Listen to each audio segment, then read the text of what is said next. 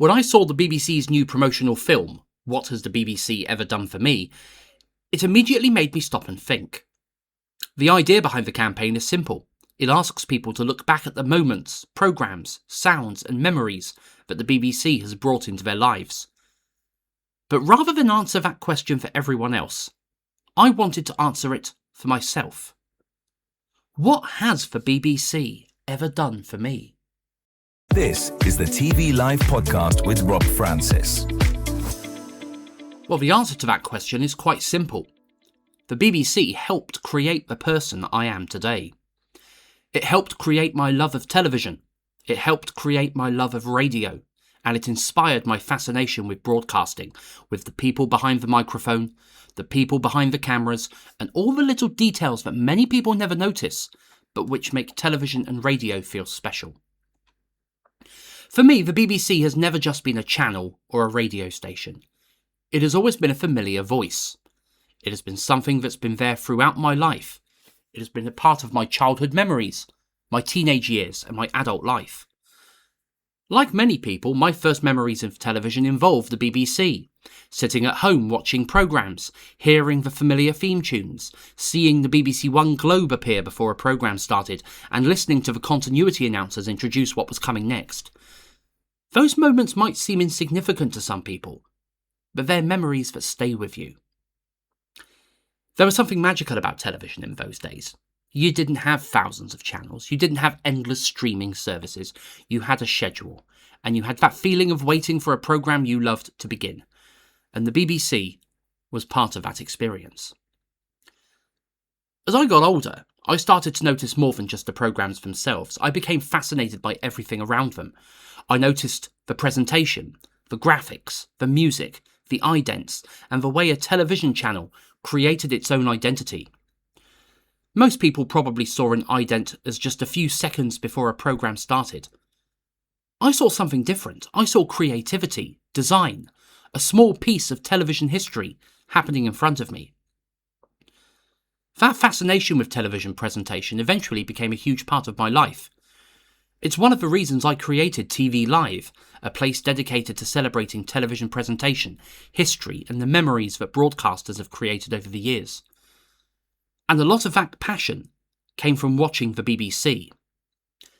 The BBC showed me that television was not just about what happened during the programme. It was about the whole experience, the way a channel introduced itself, the way it made you feel welcome, the feeling that you were joining something familiar. But if television sparked my imagination, radio captured my heart. There's something incredibly special about radio. It's personal. It feels like someone is sitting in the room with you. A great radio presenter can make thousands of people feel like they're having a one-to-one conversation, and the BBC understood that better than anyone. I spent years listening to BBC Radio and being inspired by the presenters I heard. Andrew Peach, Chris Moyles, Mark and Lard. They had the ability to inform, entertain, and connect with people. They could make you laugh on a difficult day. They could make you feel less alone, and they could become part of your daily routine. And that is the magic of radio. A voice coming through a speaker can become part of your life. You might never meet the person behind the microphone, but they become familiar. They become someone you trust. And those presenters influenced the way I approach radio today.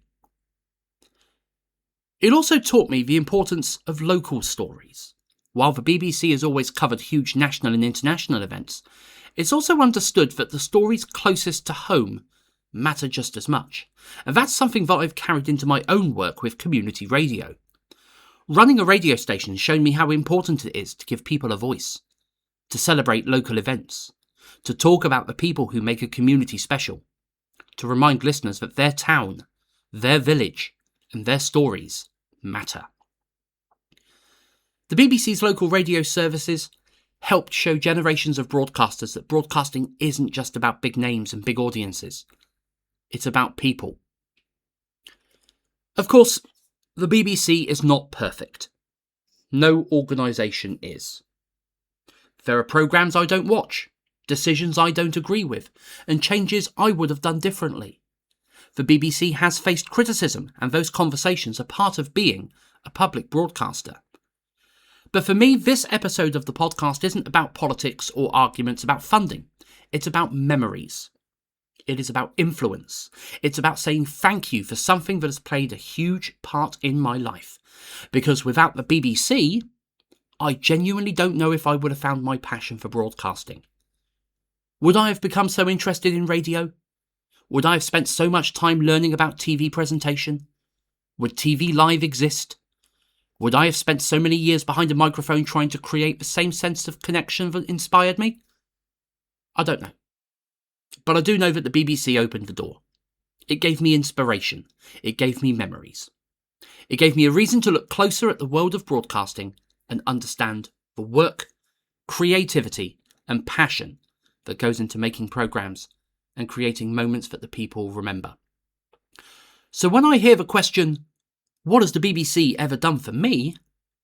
My answer is this. It gave me a love of television, a love of radio, inspiration. It helped shape my career and my interests, and it gave me countless memories that I still treasure today.